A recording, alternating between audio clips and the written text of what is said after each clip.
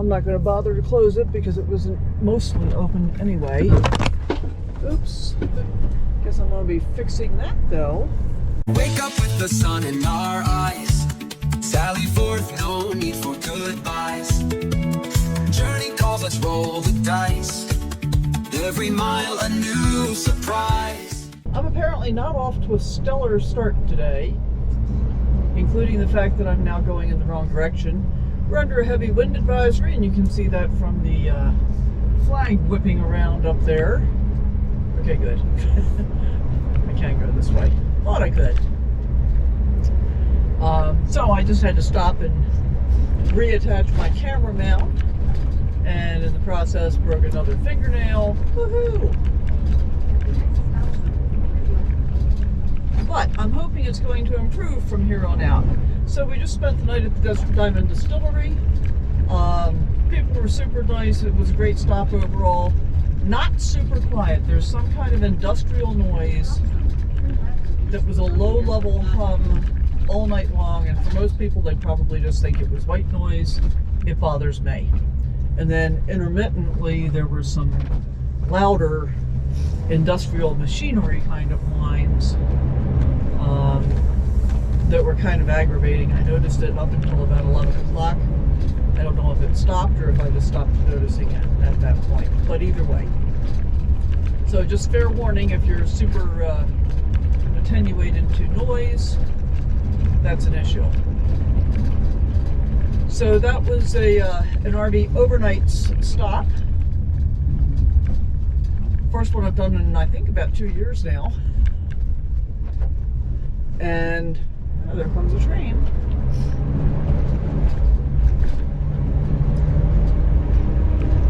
And I think I'll probably do some more of them. I might even do one tonight. I stayed away from the other one in town, which is the High 5 meadery, because some people noted that there was high train noise there. I kind of think that would bother me less than the constant drone. So we might find out. I have no idea where I'm going to end up tonight yet. I know where I'm heading first is to Planet Fitness. And my plan is to do the first workout I've done in about 3 years. 2 years probably. At least 2 years. And then take a shower. And it's going to be kind of a grind to get back into it because I have to find out what my 1 rep max is today and then do 80% of that. And then once I get back into it, of course, my 1 rep max will increase. So just getting started will be a little bit of a pain. Well, once I do, this training routine that I do is called 10X. I'm actually a certified coach for it. And it's absolutely brilliant in my mind because if you are doing it absolutely correctly, you're finished in under 10 minutes. And that is just super cool as far as I'm concerned. So, it'll probably take me closer to 45 minutes today just to get stuff figured out again. But then once I've got that part dialed in, then, you know, it'll be probably about 15 minutes the first couple of times, and then I'll get it down to about 10. And my hope is that I'll be able to find enough Planet Fitnesses along my route that I can do it twice a week, which is all you really need to do. The other reason that I love this routine, just the very ability to you only need to do it twice a week. And you do it hard, it's very intense for 10 minutes, and then you're done. And I find that very appealing. A lot of the HIIT, high intensity interval training stuff that I've seen has you repeating the same intervals for a period of somewhere on the order of half an hour. I don't want to work that hard or that long. So I guess you're not going to see us get to Planet Fitness. We're going to turn the camera off, and I guess I'll fix that again when I get there. Well, the day has moved along quite a bit now. I just finished up with Planet Fitness. And am I going to be able to make this turn? No, I am not. But I am going to be able to back up here, so that's good. Yeah, parking here was kind of a nightmare. Oops, I got it figured out. And actually it worked out well because I parked at the back of the building, so probably less activity for Kit to be concerned about. And before I went in to do my training, I made a cup of coffee. So I was pretty happy about that. But apparently my in-facing camera did not turn off when I told it to. So, nice gym. I did a good workout. It has been 4 years since I've been in the gym. Yowza.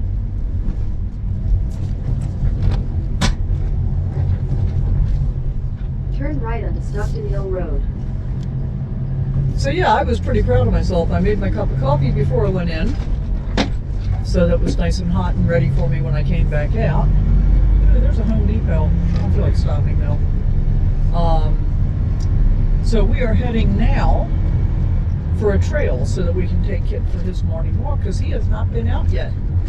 That's my puppy dog. When we left the RV overnight stop at Desert Diamond Distillery this morning, and I'm not quite sure what time that was offhand now, but it was only 46 degrees. It's up to 58 now. And if I leave the first part of this video, which was very disjointed because my cameras fell over, you will notice a costume change if I do the inward facing view. Because not only did I get to go in and have a workout for the first time in 4 years, I also got to take a shower and use the hydro massage. Can't wait to see how much I've got in the way of delayed onset muscle soreness day after tomorrow. That's DOMS. And second day DOMS are usually much worse than first day DOMS. Oh look, there's a take 5.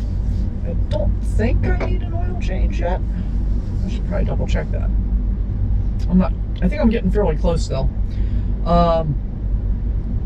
Anyway, yeah, that was all very nice, wasn't it, Kit? It was very nice. You got nice ones.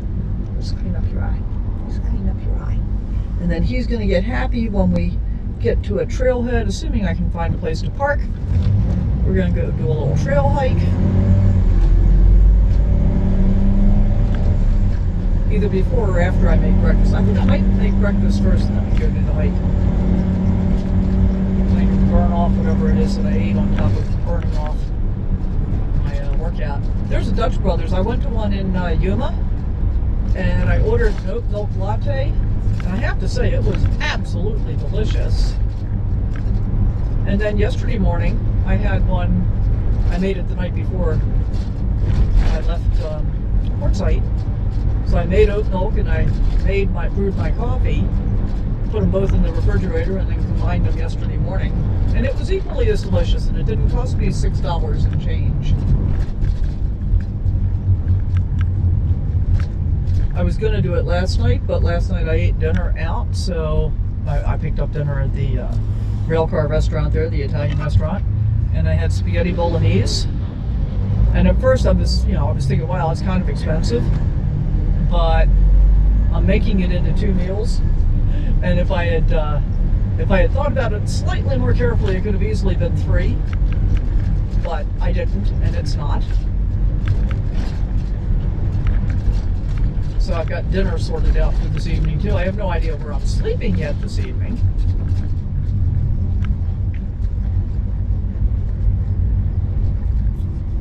There's the Walmart. I do want to get to the Walmart sometime before I leave town, because I bought a thing yesterday that I thought was going to work as a storage container for my blood pressure monitor and glucose meter, but it wasn't big enough.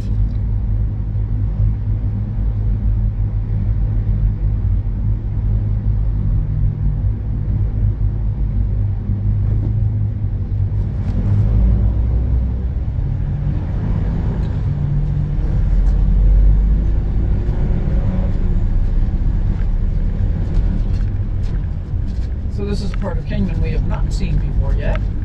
But it looks like a part of pretty much every other city in America, doesn't it? Here's the hospital on the right. Hopefully we won't have need of that. And today is Friday. It is now 9:35 in the morning. It took me a long time in the gym because I had no idea what I was doing. So most of what I had to do for this gym session was figure out what my correct weights were and then make sure that I was doing correct form and so on and so forth. So it's a total of 8 exercises. Each rep of each set is 5 seconds. Each set is 12 reps. So 12 reps times 5 seconds is 60 seconds. So each set takes 1 minute. And there, as I said, there's a total of 8 sets. So it's actually 6 different exercises. So if you are doing it absolutely perfectly and all of the machines available when you need them to be available, you can do this entire routine in 10 minutes. There's no resting between sets. So the only rest you get is going from one machine to the next one. And the idea is to do it at 80% of your 1 rep max. And I was actually very, very happy for having not been to the gym or done any weightlifting at all for the past 4 years. It's kind of hard to believe it's been that long, but I guess it has. I was only 10 pounds down on things like the leg press and the chest press. In half a mile, turn right on Gates Avenue. Most things I was only about 10 pounds, you know, I was less than, a couple of them, I was like 35% down, especially on some of the arm exercises, because I know my arms and shoulders have been having a bunch of issues, and I didn't want to overstrain myself. And in fact, on the last set, I only got, I think, 9 reps instead of 12, which means my weight was too high. So I might have to knock that down a little bit the next time. But now, this is Friday, I need to be back in the gym probably Tuesday. I might go Monday. I don't want to do it on Wednesday. So my next... Turn right on Gates Avenue. Oops, I just missed my turn. Make a U-turn, then turn left on Gates Avenue. Okay. See, that's what I get for not paying attention. Head toward Stockton Hill Road, then turn left on the Stockton Hill. Head toward Lucille Avenue. Okay, I got this figured out now. In 600 feet, make a U-turn. Head toward Beale Street. At the next stop sign, turn left.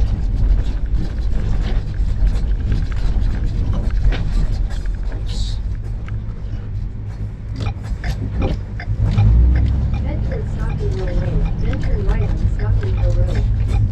At the stop sign, turn right on the Stockton Hill Road. Then Okay. turn left on Gates Avenue. I think I'll pay attention this time.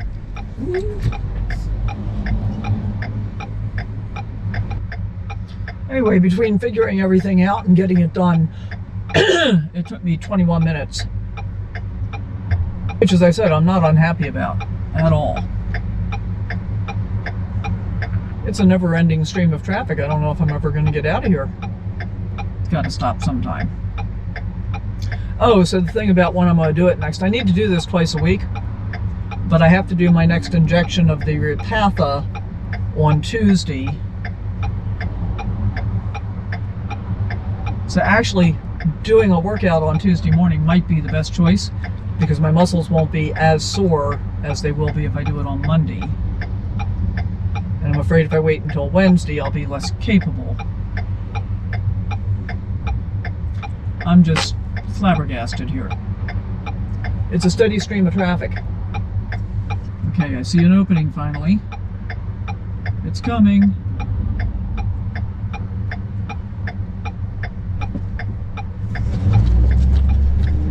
Wow.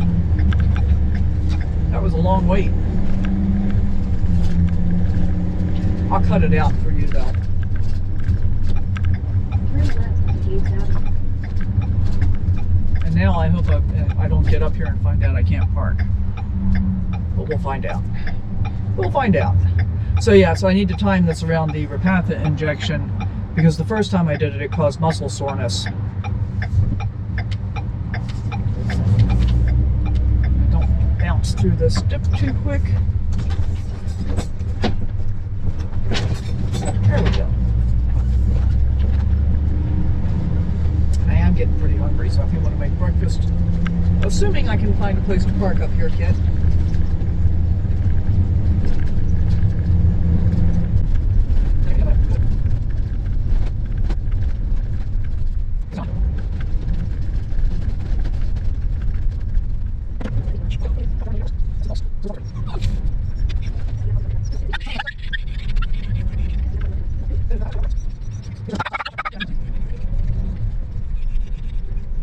Alright, well, we're going to get this figured out, and then I'll check back in with you later. How about that?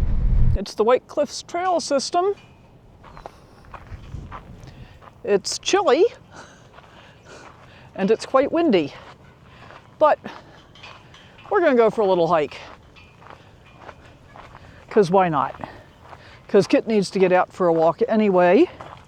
He's been very, very patient. He waited while I went to the gym, put everything away, did all the stuff. As I understand it, this is supposed to be a pretty easy trail. We'll see how that works out. I can feel my knee, which for a very, very long time has not really been much of an issue, but every once in a while I can feel it. So we'll see how this goes. So one thing to note, this is the Elks Lodge. And if you're using all trails, it tells you to come here to the trailhead, which is the trailhead. But you park over in the golf course parking lot. Do not park in the Elks parking lot. And if you're in a motorhome, as I am, then it becomes a little bit more difficult. I ended up turning around in the Elks parking lot, but yeah. And I guess this is all part of the golf course over here. Oh, the driving range. Got it. Got it. Okay. Here we go. All right, we're gonna walk next to a fence for a little bit. So I think I'll pick you up a little bit later. What do you think, Kit? We just came up a little steep hill and the landscape has changed dramatically. But I'm gonna turn around and show you, we're not very far from where we started. So here's the driving range. Yeah, so we just walked up along the fence, came up around here. You can see the little white blazes on the trail itself. And yeah, just like that, we're in a different world. So we're going to continue on, and I think we're going to try a little Kit Cam. Let's see what Kit Cam looks like.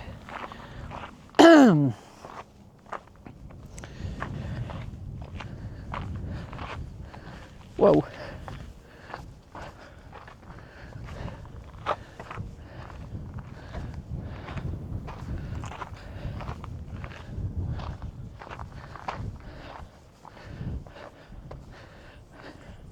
You might just be getting a view of my heels, or we might just be getting a view of the ground. I don't really know for sure.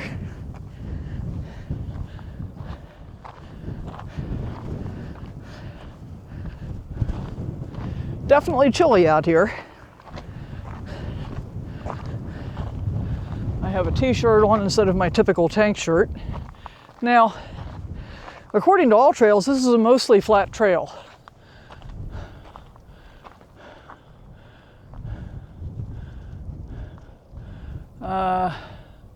I think we want to go this way.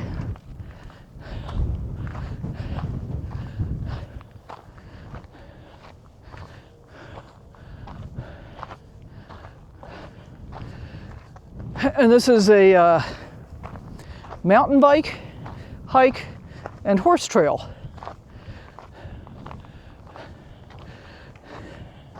Pretty rocky, so I'm not sure how Kit's going to feel about it on his paws. But so far, so good. And this is not what I would call a mostly flat trail. This is a mostly up trail. So, All Trails got it wrong on a couple of different levels, I think. One is that there should be a note about parking at the golf course. And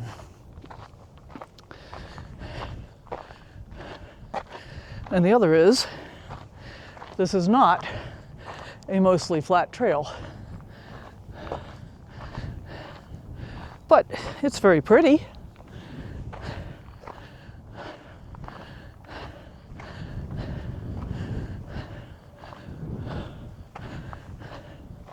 And this is part of the White Cliffs trail system, which has quite a few trails associated with it.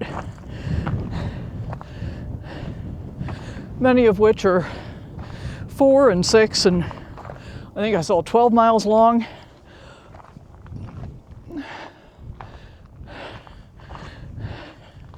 And I think we're heading for the top of the hill, which really makes me wonder how they could say it's a mostly flat trail. Yeah, no?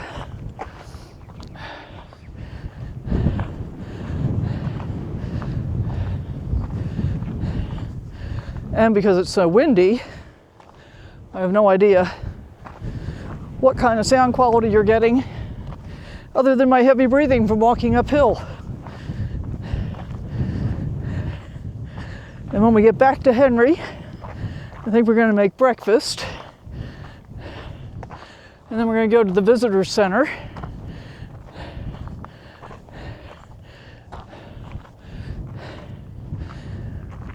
Whew. Wow. Pretty spectacular views. Oh, you're getting Kit Cam. Let me switch that.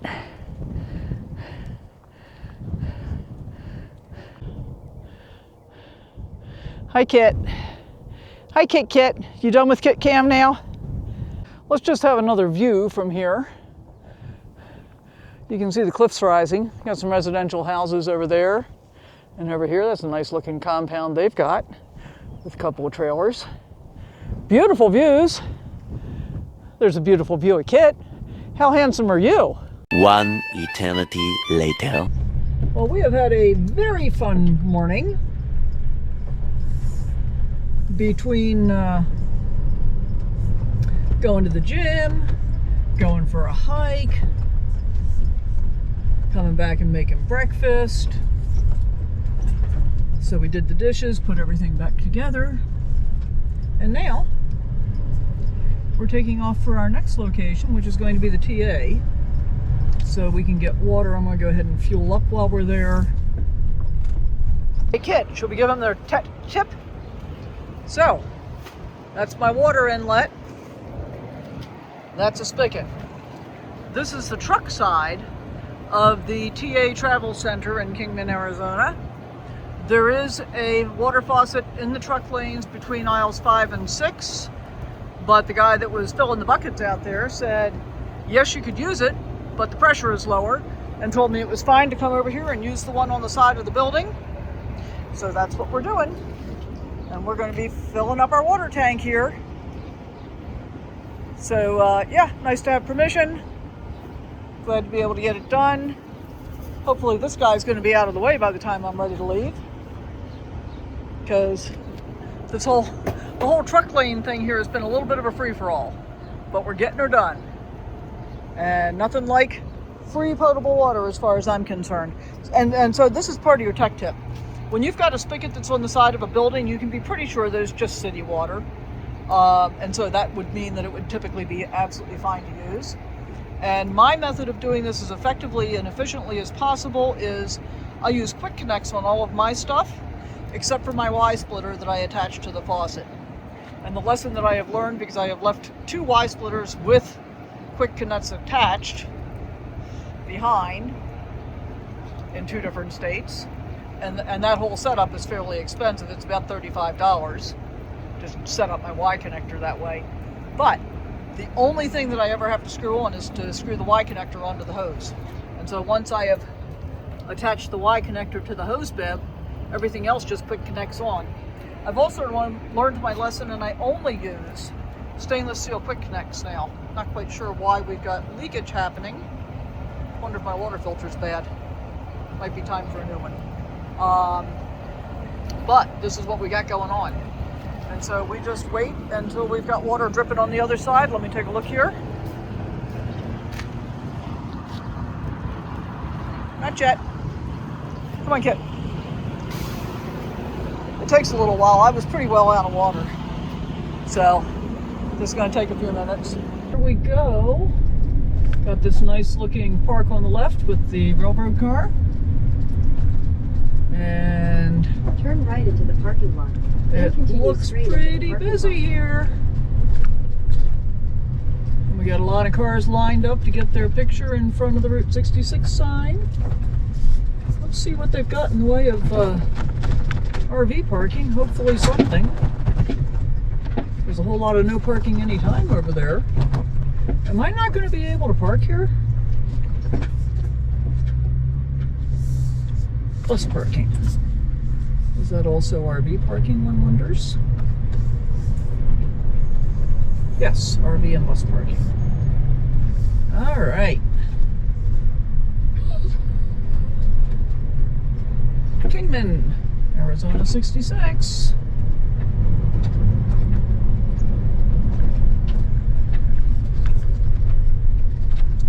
Head west.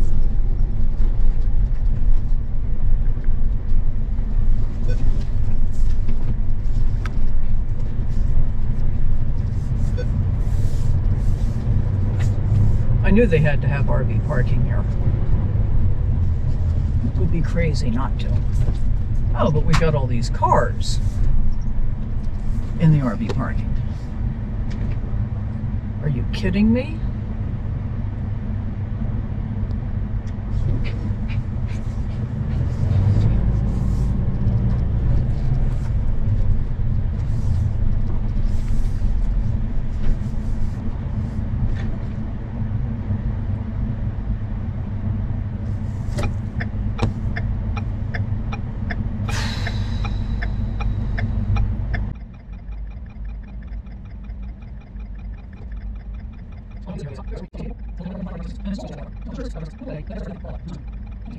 One eternity later.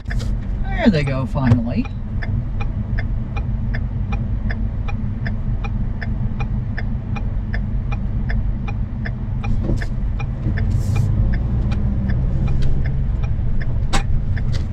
Okay, please don't be those people. It's really rude. All right, guys, well, this is the Route 66 Museum. From trade route to train route to state route 66. And that's part of what's really pretty cool about the whole thing is how we got from where we were to where we are now. So we're going to be learning about all of this stuff while we're doing our Route 66 tours. Got my first sticker already. So that's pretty cool. Pretty late. Boy, I'll say. We wouldn't make it. No. It is about time. And this is part of what has me so excited about doing this particular trip this year. So in 1064 AD, ancient Puebloans established trade routes stretching to California and into Mexico. Okay, that's the Route 66 history portion. The U.S. history portion, though, look, we come over here to 1804 to 1806. Lewis and Clark expedition leaves to explore the new territory, opening a new era of westward expansion. And of course, one of the things that we have that's kind of part and parcel of that whole thing is the whole Manifest Destiny proclamation, where we are foreordained to expand into the West and bring the Industrial Revolution and develop everything and so forth. But the history to me is just fascinating. In 2026, Route 66 celebrates its centennial and begins a new chapter in revitalization. So there we go. That's what we're doing. That's what a lot of other people are doing as well. So we're going to see. I'm actually really glad I'm here now. It's super crowded, but it's going to get more crowded as the week goes on. So I plan to be out of here before that happens. But yeah, there's plenty to see here, and your $6 senior ticket gets you into 3 different museums. This one, the art museum, and there's a house that's about a 20-minute walk, I think. I think Kit and I are going to go walk over there though, because we've got this brochure that shows us all of the historic buildings and stuff around Kingman. So we're going to go do that walk. And just think, we could have, so I guess this is the Oki era, right here.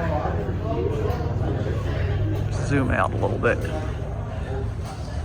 All of the possessions loaded onto the hopefully not rattle truck.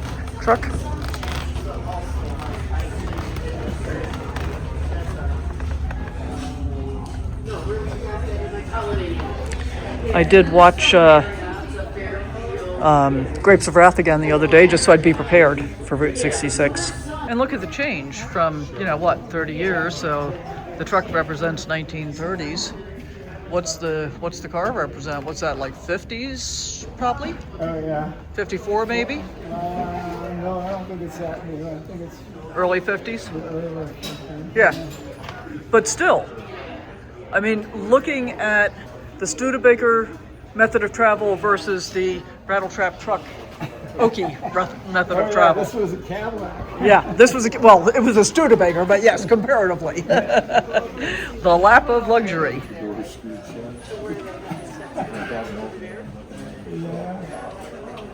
It's beautiful though. All right, here it is.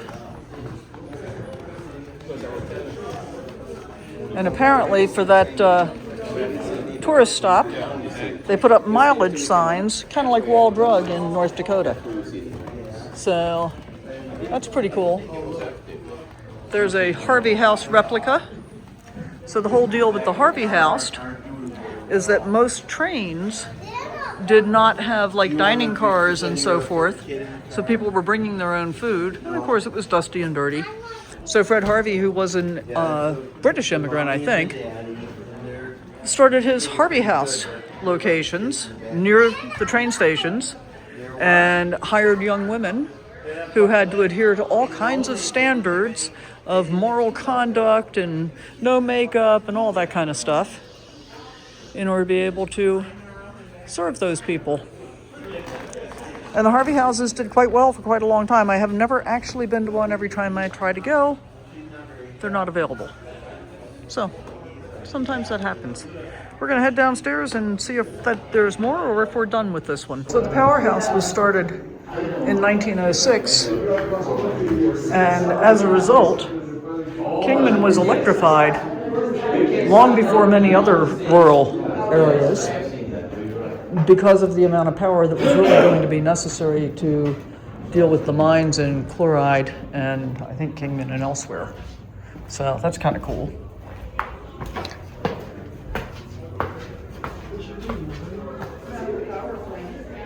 And Shave. When I was a kid, they were still advertising that way. I guess I just dated myself. But what the hey, nobody else wants to.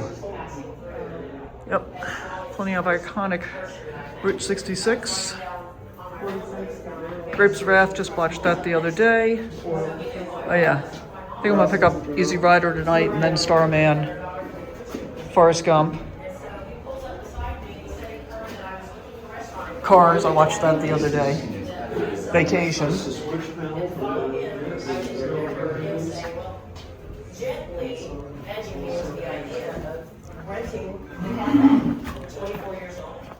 So these are the historic electric cars. Look at this.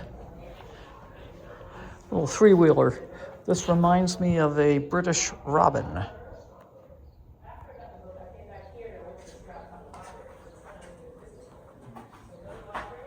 That looks like a glorified golf cart, as does that. Another three-wheeler. Okay, that's a little more impressive though.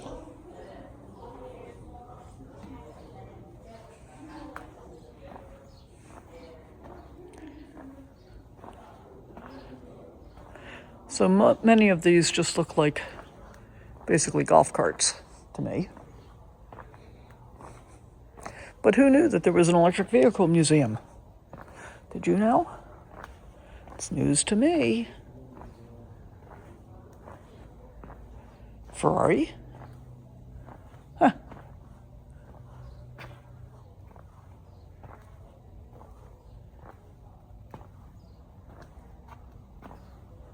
That's cool looking. Lightning rod too.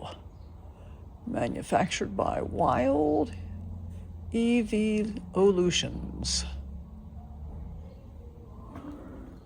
That's cool looking.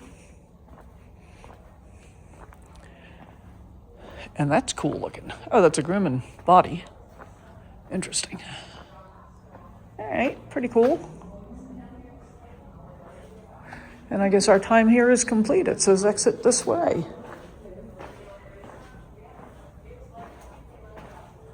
Oh, look at the back end of this one. That's pretty cool.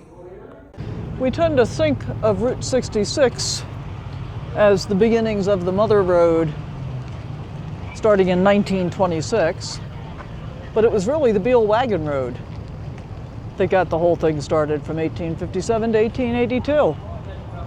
And of course, we've transitioned from that to Arizona US 66 and to Interstate Arizona 40. So there's been quite a bit that's been part of Arizona 66. And we're going to just go take a walk along Beale Street. Look, you can charge your electric vehicle here. Come on, Kit Kit. They got this cute little dog park. And down there is the sign where you can drive your car through and take a picture of it. That's kind of cool. I think we might go in the dog park for a minute. Kit thinks he's going to go play with that other puppy. I think we're going to look at the railroad cars. How about that?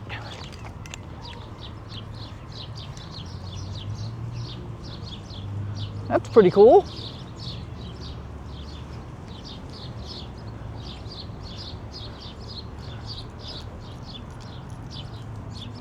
That's a 484. I forget what the name of those were, but they did have a name. Kind of the workhorse for many, many decades. Look at that. This is the famous Beale Street that we've come up to. There's Mr. D's Diner down there. We're going to head down that way on our way back, I think. But in the meantime, we're going to go walk down Beale Street a little bit. Check out the murals, see what we can see. You know, I don't care who you are or what you believe, but to my way of thinking, sharing your political beliefs in a store setting is not a great idea. All right, let's come over this way and see if we can get a look at the mural from here.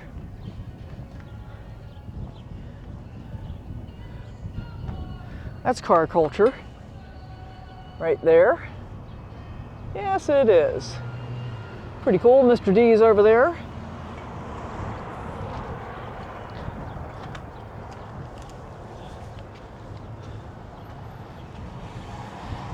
So we're going to walk down another block or two, check out the stores, come back around,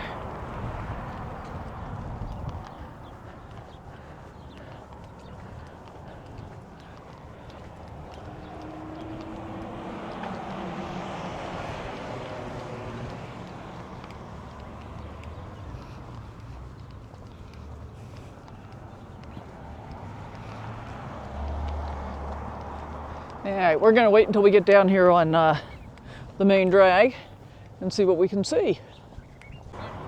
Okay, well, it's not exactly replicating days gone by, but it's kind of attractive.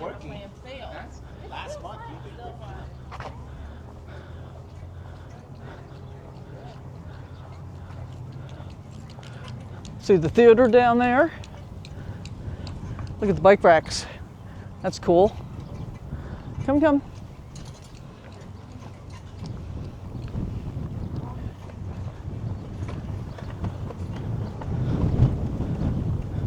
Sourdough breads and baked goods.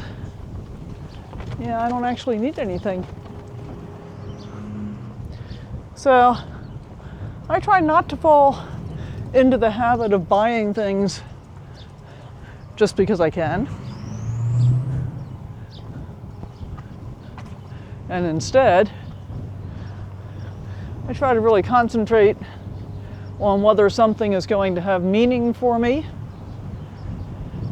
or if it's something that I can really use or truly want. Because when you live in a tiny RV, not a whole lot of storage space, and so as a result, I have to be really intentional about what I bring into my house. And I appreciate that.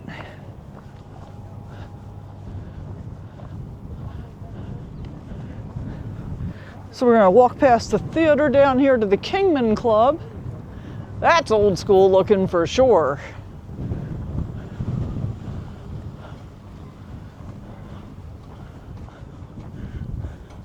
That would almost be worth going in to have a cocktail. Except I don't need to drink and drive.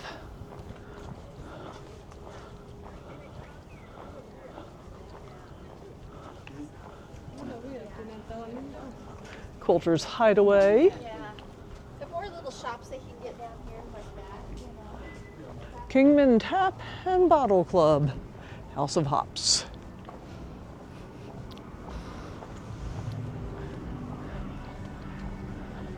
And although I could walk down here for another block or two or three, it looks like, I think we've seen what I need to be showing you.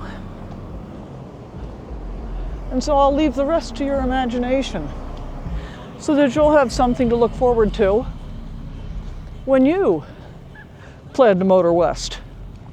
I'd say take the highway. That's the best. And get your kicks on Route 66. Of course, I guess you could be motoring east too, which is what I'm doing.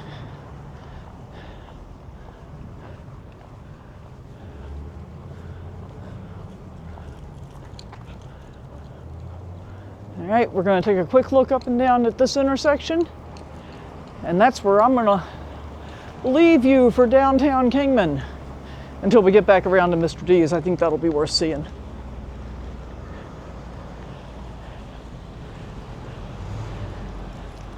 You ready? Let's look up there. Let's look down here. There you go. Well, I'm glad we kept going, because here's the train depot. Look at that. And listen to that. Got the silos and the water tower over there, and I bet we've got some kind of, oh, it's an Amtrak station. I guess it's actually still in use. But we've got some kind of memorial here. Let's check this out. When you leave behind what is not engraved in stone monuments, but what is woven in the lives of others. That was Pericles. All right, I wonder if the station is open and we can look inside. I say we go take a look.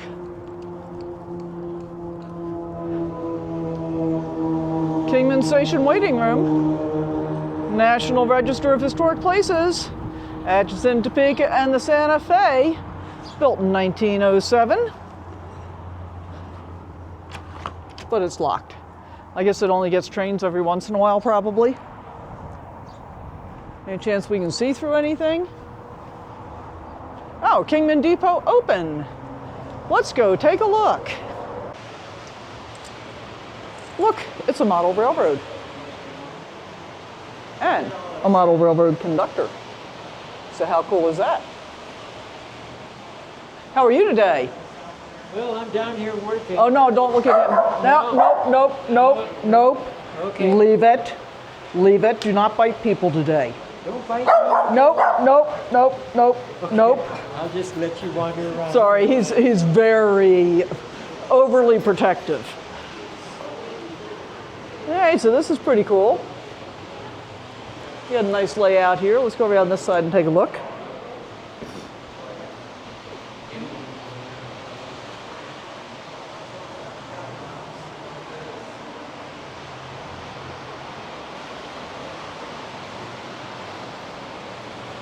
So this is all HO.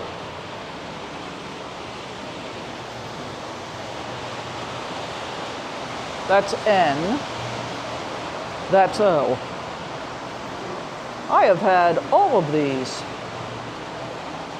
kinds. Oops, I got my finger in the way. Sorry, guys. I've had all three of these kinds of model car railroads, and I've done different styles of layouts for them. My N was all Japanese rail cars that I collected when I lived in Japan. Of course, they are all long gone now. I kept my Z for a really long time, but I finally let that go as well. I think I mentioned it earlier that when I sold my big house, I decided to divest myself of everything that I had accumulated with my ex, in like 35 years.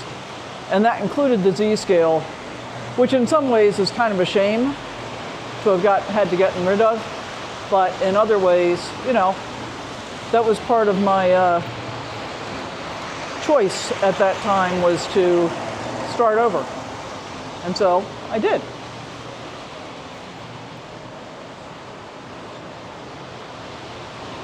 All right.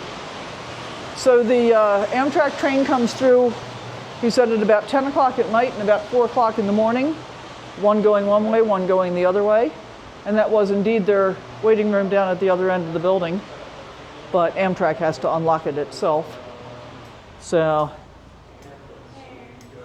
get the bell, the china, and so forth.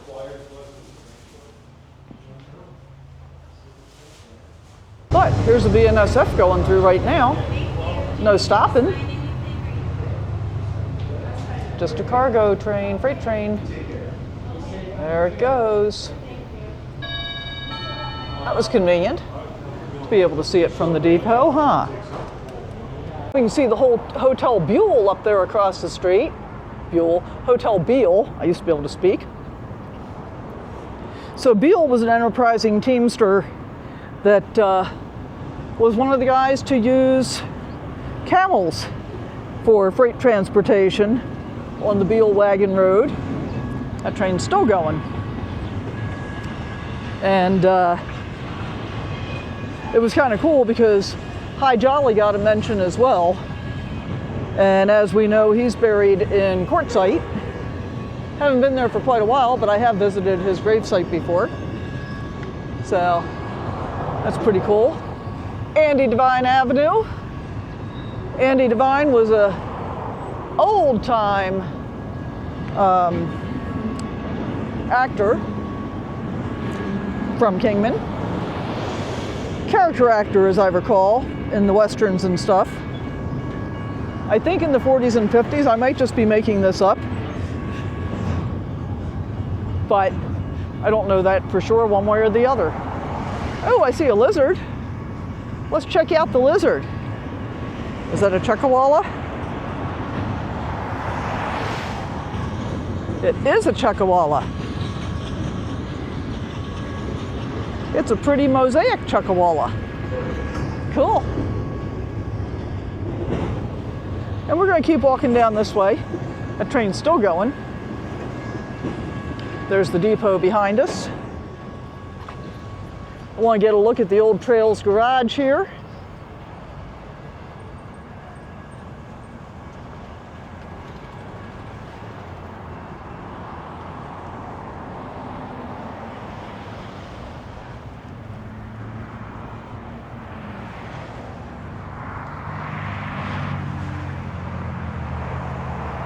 Studebaker, Packer, Cadillac, Chevrolet, Buick, LaSalle V8, Willys, Oldsmobile, Jeep Overland.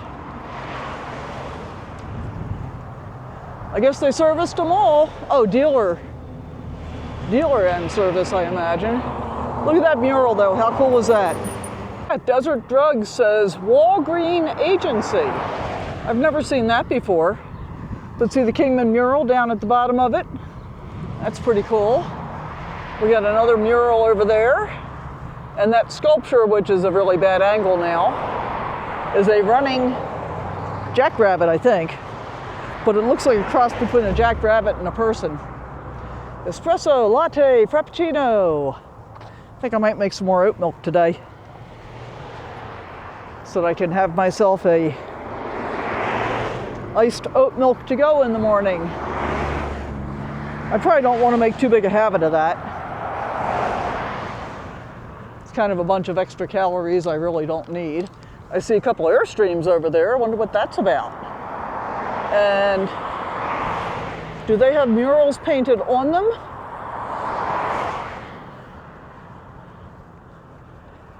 Tin Can Alley. All right, we might have to go walk over there. We're going to have to cross the street. Here's one of our old iconic looking gas stations. This would have been Pegasus, which was mobile back in the day. And then we got Scoops on 66 here. Cool looking building.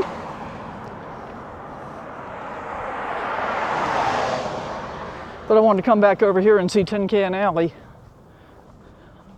Oh, registered guests only beyond this point. And they're not painted, it's just reflections. Look at that, that's pretty cool. So we got 5 Airstreams, and I guess they're Airbnbs. I like the mural over there too. Very cool. Mud and Scoops on 66, customer parking. Okay, moving right along. And even though I want ice cream, I'm not getting any. I'm still full from breakfast. Handcrafted ice cream. Still full from breakfast. And I had a very carb-heavy breakfast this morning, so I really don't need to pile on a bunch more carbs.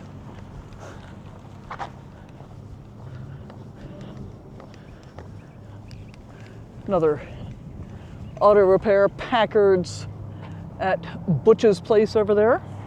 We are coming back up to Mr. D's, which has a gift shop. Says we buy cars, specialties and collectibles.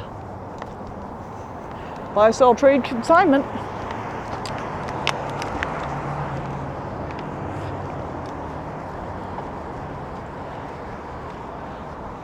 Downtown Motors, heart of Route 66.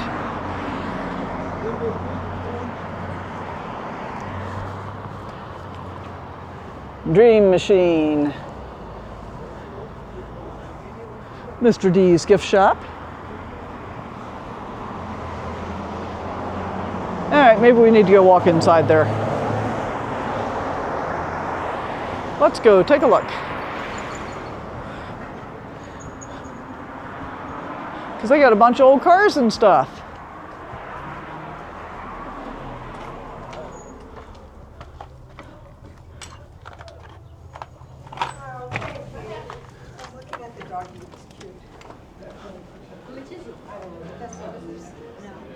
All right, look at this. A 49 DeSoto.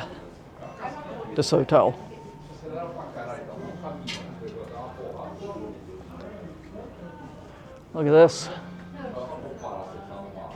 How cool.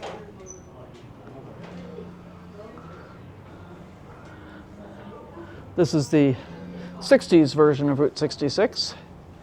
There's the 30s version of Route 66. Probably the 40s version. And that's probably the 50s version.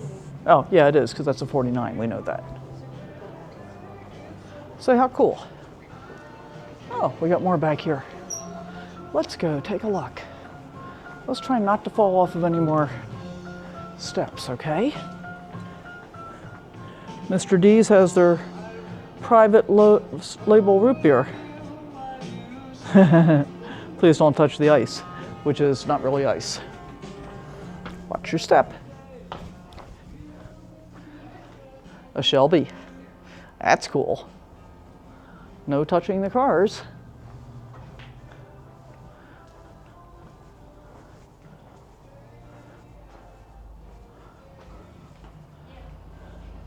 I used to have this car, I think.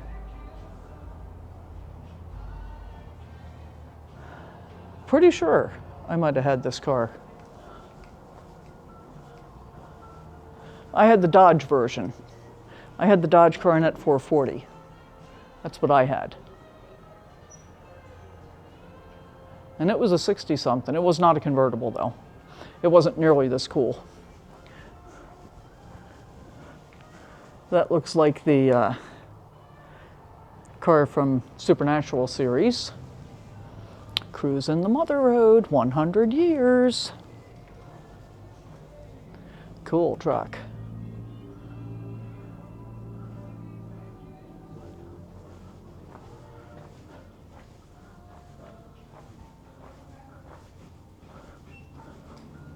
They got 6-packs of the root beer. Oh yeah, they got all the kitsch.